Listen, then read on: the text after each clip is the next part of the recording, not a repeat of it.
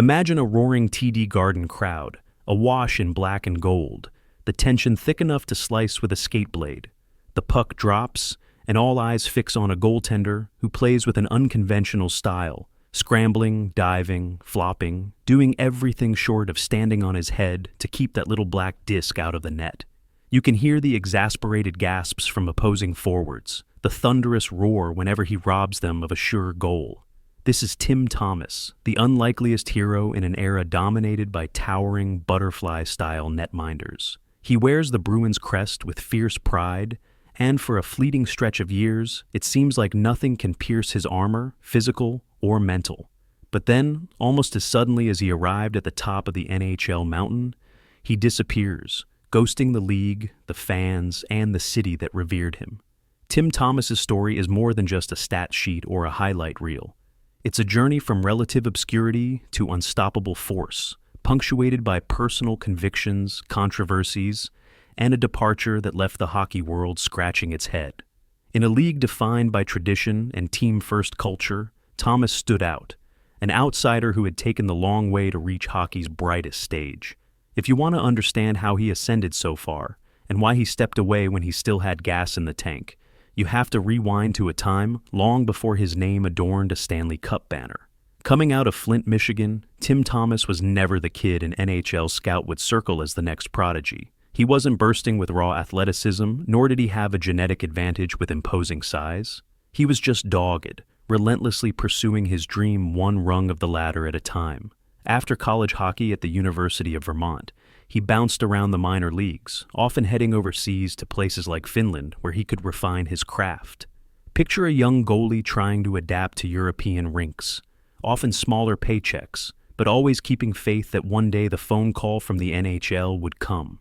Coaches saw a scrappy competitor who found unorthodox ways to make the stop, a man whose will to win often outshined his mechanical form. Fans in those small European arenas might not have known they were witnessing the future backbone of a Stanley Cup champion. By the time Thomas truly caught on with the Boston Bruins, he was already in his early 30s, an age when many netminders are settling into a backup role or eyeing retirement. Instead, he arrived with something to prove. A lot of modern goaltenders studied textbook technique, but Thomas was pure improvisation. Where most netminders would drop into the butterfly, he'd fling out a glove or a leg pad at the last second. Broadcasters scrambled to describe his style: hybrid, battler, even the word chaotic came up often. Whatever you called it, it worked.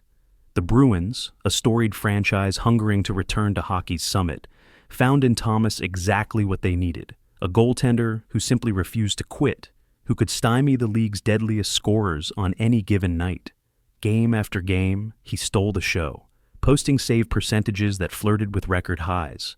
In 2009, he won his first Vezina Trophy, awarded to the NHL's top goaltender, validating every extra hour of sweat he'd poured in.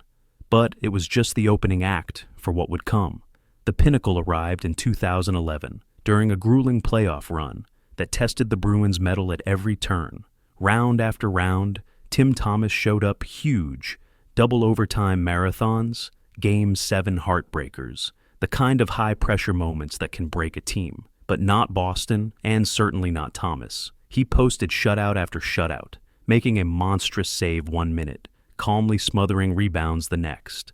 By the time the Bruins faced the Vancouver Canucks in the Stanley Cup final, the stage was set for a performance that would etch Thomas's name in hockey lore. Anyone who watched that series still talks about Thomas's save on a wide-open shot in Game 5. He lunged out with an almost cartoonish desperation and got a piece of it, preserving a tied score at a moment when momentum could have shifted irreversibly. The Bruins roared back, forcing a decisive Game 7, and Tim Thomas recorded yet another shutout.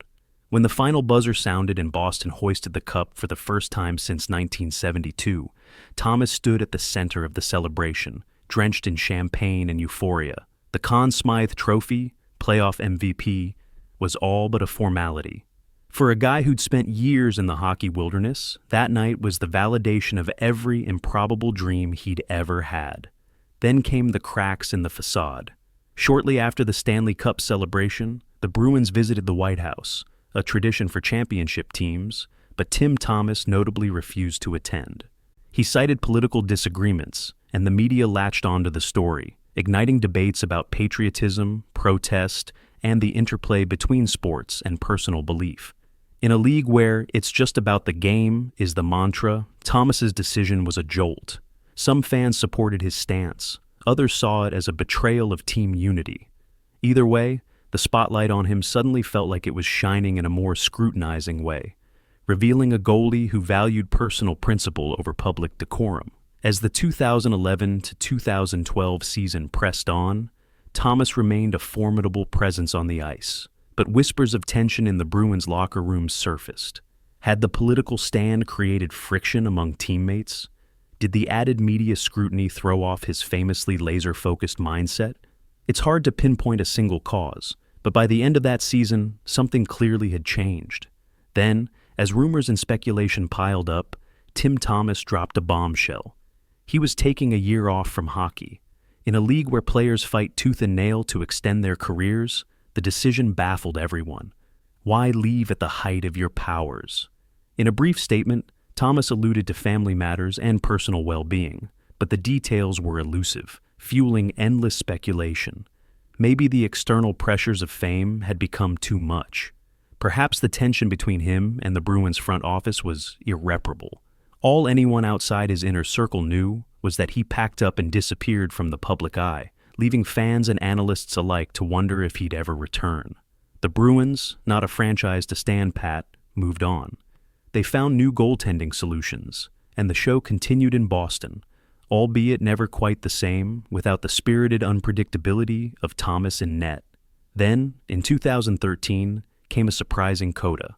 Thomas's NHL rights were traded to the New York Islanders, though he never suited up for them.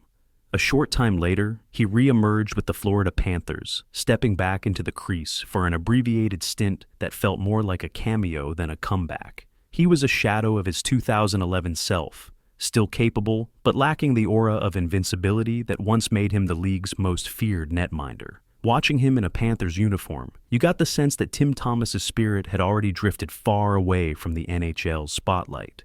When the Florida experiment ended, so too did Thomas's pro career, though the official retirement announcement came later with little fanfare. No farewell tour, no lavish ceremony, just the abrupt closure of a chapter that had once lit up entire cities.